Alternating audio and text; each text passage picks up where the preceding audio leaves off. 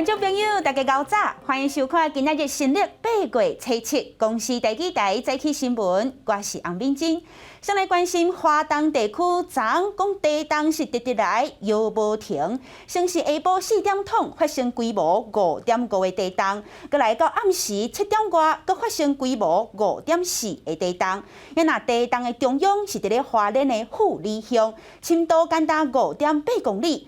那富里乡即马是有人家厝，因为未堪得地动直直海。壁是拢闭起，那气象局表示讲，即马无排除东部已经进入地动的活跳期。对监视器看到车厢的货架顶头的物件拢夜间开涂骹。华东地区伫初日暗7点12分发生规模5.4的地动，震央伫咧花莲富里乡，深度5.8公里，上大震度花莲富里大东海端拢4级。富里乡有民众的厝内壁比较真严重。房间全部裂掉啊，都漏漏那个砖块啊，然后也可能有裂缝了啦，都看穿透得到旁边，都没办法睡。我以前有，但是没有像这次这样，就是有这样稍微裂。这次的裂，这次比上次的严重多了。看来爱卡掉定做。伫咧初6下昼，宜兰才发生规模5.5的地动，暗时7点外，花莲富里伫半点钟久内发生8届规模3.5的地动。中央气象局讲，今年地动的频率超过平均值，有可能东部已经进入地动活跃期。受到暗时迄边地动的影响，花莲富里有2号爱暂时签线，其中1号安伫咧富里灾民收容中心。所以我们撤离了2户。有一户人家呢，现在已经到我们收容所这边来住了哈。那这一户人家有4个大人，1个小孩子。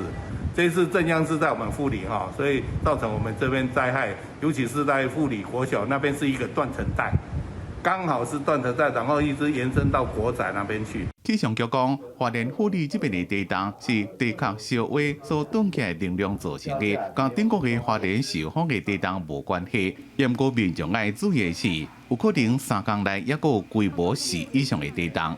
记者综合报道。人讲小心无蚀本，讲到天气这部分，咱也着爱特别谨慎。路僻风台即马威力减弱，已经降到热带性的低气压。不过即马伊对咱苗栗以北的所在来挖近，有可能下晡就会扫入来台湾。加上西南气流真旺，中南部甚至规个西半部地区，拢着爱特别小心，会有大水雨。这个热带性低气压，它未来会缓慢的向东移动。那在明天到后天上半天这段时间，它通过台湾海峡北部以及北台湾附近的这个过程中，包括它本身的环流以及它南侧带来的西南气流影响，都会为我们带来相当显著的降雨。我们从图上可以看到，整个西半部地区以及澎湖、金门、马祖都要严防豪雨或大雨发生。甚至在西半部地区可能会出现豪雨以上等级的强降雨，尤其在中南部的山区要注意降雨的状况是比较持续的。而在离岛的澎湖、金门、马祖，当有比较明显的雨带通过的时候，也会带来一阵强风跟骤雨。早起这个热带性的低气压中心已经伫咧台湾海峡，下晡就会对苗栗、新竹扫入来台湾。全台湾各地头拢着爱小心，大水雨恐惊会露出灾情。因即阵南投、嘉义、屏东的山区，甲高雄平地山区，24小时累积的雨水量已经有500毫米，达到超级大水雨的等级。南部地区的观众朋友爱特别小心，这地势比较较低的所在，较熬做大水，防灾工课就爱做好集装。今仔日也拄好撞到大楼，惊水排袂离，这水沟啊排水的情形也爱去巡一下。沿海地区的民众爱小心，海水恐惊会涌入来，也有可能造成淹水。受到这个西南气流的影响，中南部雨是落袂停，已经达到造成天然灾害的标准。有5个县市今仔日拢停班停课。包括台南市、高雄市、屏东县、嘉义县市、甲台中市和平区拢停班停课。若是观众朋友今日是有约伫咧台南市成大病院要来注意风险的，会改明仔同一个时间、同一个地点来注，乡亲唔免重新预约。因若高雄今仔日预约注射也拢取消，迁到8月14，同一个时间甲地点继续来替乡亲注射。天气报互你知，今仔日入秋，人讲6月秋快溜溜，若7月秋是秋后游。即阵全台湾拢会有雨水，中南部甲西半部拢着爱注意，雨会落甲真大阵。咱斗阵来去看分图。今仔日受到这个热带性低气压，也阁有西南气流的影响，雨会一阵一阵落，而且会落甲足大。气象局发布大水雨特报，其中伫咧南投县、嘉义县、高雄市、屏东县，即马已经是落到超级大水雨的等级。高雄市、屏东县、台东县着爱细意落大水雨，也会有单雷公的情形，溪水也会熊熊涨起来。山区爱细意会有土石崩落，甚至是土石流。那明仔就是父亲节，即是这天气较无稳定，会上大雨。西半部地区也会继续落雨，可能会落到大水雨的等级。后礼拜一呢，这西南气流就会减弱，雨就会落较细阵。不过中南部也是爱注意，有可能有一寡所在会有局部大雨，或者是落大水雨的机会。咱嘉义县阿里山乡第18线福山到阿里山这段，因为山区这雨是直直落，昨暗8点开始，惊讲会有灾情，即马这路已经先封起来，会看天气的状况，再来决定什么时阵要来开放。那昨暗9点，高雄大水雨应变中心已经升起来到2级开设。南部大雨落未停，气象局上新的资料。昨0点到今仔日透早5点，累积雨量前2名拢是伫高雄的测站，雨量拢超过540毫米。果然是高雄生发国小小关山测站，也有嘉义县阿里山乡的李家测站。高雄水情中心昨暗9点，甲雨应变中心提升做2级。连续几多天落大雨，高雄市区的路面渐侪所在拢逼顺或者是放弃。伫高雄凤山中仑国中边的油公路20项，自车路中逼做2边。另外一边放假正严重，悬架差超过30公分，包括这已经是高雄6港内第5件。下线的高度差不多是50公分。后面将头疼也有淹水，高雄的高铁路边啊，路面的水淹超过半个脸啊。骑奥多巴的行公车的熄火，赶紧停一个边啊。山区也一直有土山水流来。是安尼啦吼，所以我即摆会注意。伫台南德崎区这3间明铁头前，连续几多天落大雨，路基拢愈加空气，对远远看袂出，敢若是山坎。4点我也放落，伊这都讲嘛，拢无声音。底下已经掏空了，所以挡土墙就倾倒。那出估这边需要的工程费是750万。公所接到消息了，赶到现场救防疏散，并且同步抢修，也各更大雨，先选去安全的所在。记者综合报道。今仔日的报纸看什么大代志，咱甲乡亲斗阵来去现报纸，先来看联合报。高中免试入学，7月13放榜。台北市景美女中今年22.6分就会当录取。因那政大附中甲中仑高中爱至少有28.8分才可以调。因那老师表示讲，这几年因为教育部杀手就近入学，会当用翻青推荐的方式上大学，所以这录取的分数这几年才会愈来愈低。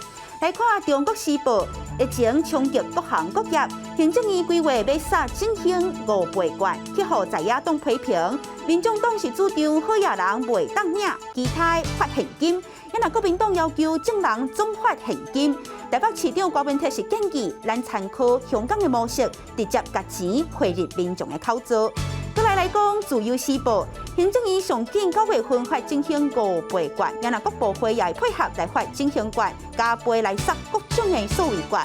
文化部就表示讲，今年也搁会发艺放券，而且总金额会加倍，希望维持艺文创作。实体甲线顶的剧场也会同齐登场。咱做伙来看详细报道。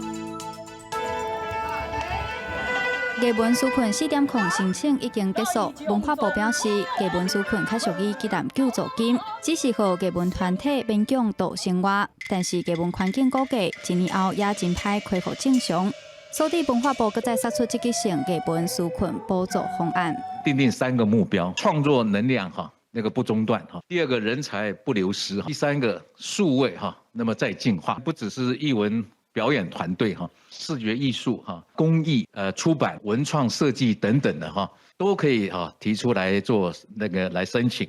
面对疫情的无确定性，艺文产业必须提早准备8足的能量，新的创作排练、实验计划以及人才培育，拢会使提出申请。尤其是线顶甲实体的共步演出，更加是目前重要的发展趋势。我们也用大的力量呢，来鼓励我们所有的表演团队呢，用虚实整合的方式做表演。我演出实体的，另外呢，在线上呢也可以售票演出线上剧场这件事情最重要就是必须要有人开发出能够让我们进行线上演出还能够售票的一个机制。要不然现在一个人买票，那我一群人围在手机旁边看，那我是不是就损失了10张票的来源？相关的补助为8月16到9月22截止，政府部门提经费帮助艺文产业在疫情中行出活路。不过，新的表演模式、观众的接受度如何，以及相关的配套措施如何应用，嘛是大考验。记者杨淑静、谢桂林采访报道。再来带乡亲咱到阵来看国内本土病例数，昨咱的本土个案增加10例，即阵加起来，台湾本土个案计共有14430例。来看各县市的分布，即阵台湾病例数超过4000例，包括新北有6832例，台北4825例。超过200例的县市，桃园790例，苗栗549例，基隆314例，中华273例，台中是有207例。因若昨咱无死亡个案，这的资料拢是今日早起疾管署上最新的数字。再来，咱来讲，台北市政府表示讲，要辅导艋舺地区的茶馆，要互因重新营业。这礼拜呢，开始通知，准若有非法起的这种茶馆，一定要叫因伫咧限期内要改善。另外，当地居民也讲，有真侪外籍移工拢是伫咧茶馆食头路。市政府就讲讲准若发现违法的这移工，一定会依法处理。违建广告搭伫艋舺山水街这间茶馆门口，台北市政府规划要予艋舺茶馆重新营业，但是建筑爱符合法规。这礼拜开始通知业者，要求伫16至20家己拆除，无就会强制拆除。根据市政府的统计，违规的12间茶馆有5案是占用賄賂，5案有营业用的灶卡，2案厝顶违建，2案空地违建，总共14案违规。那如果业者对于这个违建的认定存有敌意，或者是有其他原因自爱难行，爱难于在限期内自行拆除的话，可以向建管处申请提送争议委员会审理，可以视个案的情节再酌予放宽改善的期程。艋舺居民讲，有不少外籍移工伫茶馆食头路。台北市副市长蔡炳坤强调，即马辅导艋舺茶馆重新营业，若是有违法移工伫茶馆做工课，会罚雇主15万到75万。无证的移工当然是不可以在我们的茶事业里面去工作的。这个违反了就业服务法。在谈那个逃逸移工的问题的时候，我觉得都应该要先去看到一件事情是，这些移工他们为什么要逃逸？对，其实有很多是我们现在的移工政策上面的不合理、歧视的对待，才会使得他们可能被迫要去逃离他们原本的工作。好循环激励，台湾即马无开放移工自由转换雇主，但是因伫现主时的工作环境拄着问题，阁无法度自由转换，就可能会选择违法去找别项工课。伊认为政府应该做的，毋是直直掠遮的移工，是应该要来修改制度。记者郭柏根、郑派文台北报道。艋舺这边讲煞来讲，湘北地区对新历8月初3开始，讲带条件，互餐厅开放，互人客会当伫咧内底食。火锅店的业者就表示讲，即马人客有豆豆仔转来差不多有3成。毋过呢，针对卖倒菜，也有一般的面搭，头家是拢讲考虑到防疫甲成本，暂时也无开放，互人客内底食。火锅长长滚，虽望简单会当过假帮分菜开讲，毋过过了2个外月，总算会当参朋友斗阵伫咧餐厅食火锅，人客又是感觉真欢喜。是还好，还是可以这样子讲话。现在去拿菜都要戴手套，还要戴口罩，对，以前不用。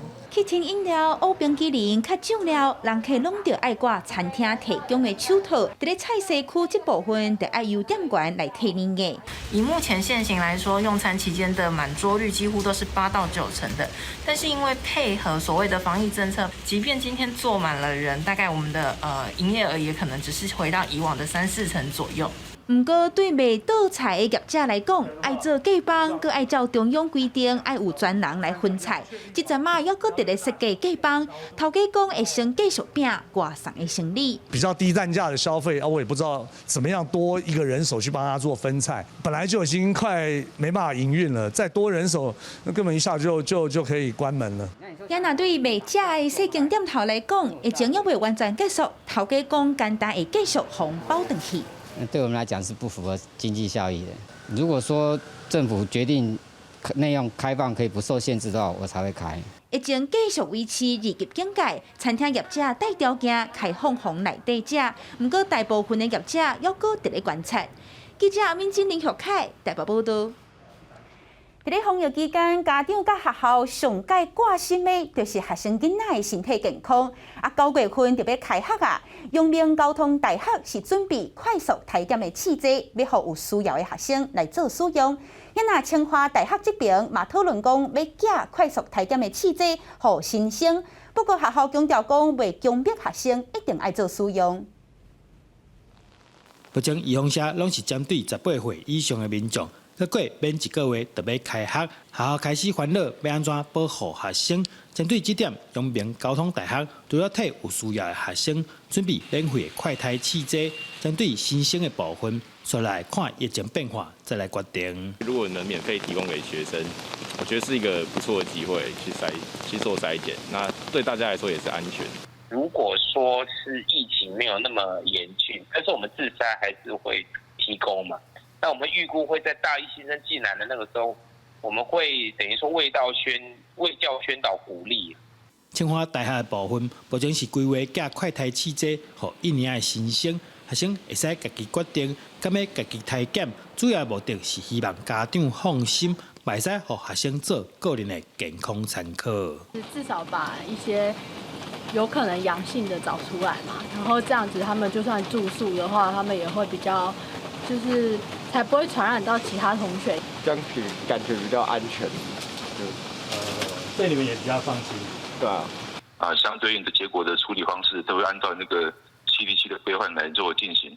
那希望他们来学校之前能够有一些自主健康管理相关的这个资讯的依据。针对有学生恐惊会侵害学生的权利，学校表示绝对无可能强迫学生进行快筛，嘛袂依照快筛的结果来做入学还是住宿舍的准部依据。记者刘君和新竹报道。下晡晡的天气，咱甲乡亲到阵来去看气象资料。在北部温度上低24度，上悬29度；在中部温度上低24度，上悬26度；在南部温度上低25度，上悬30度；在东部温度上低24度，上悬29度。再来看金门平遥马祖，温度上低25度，上悬30度。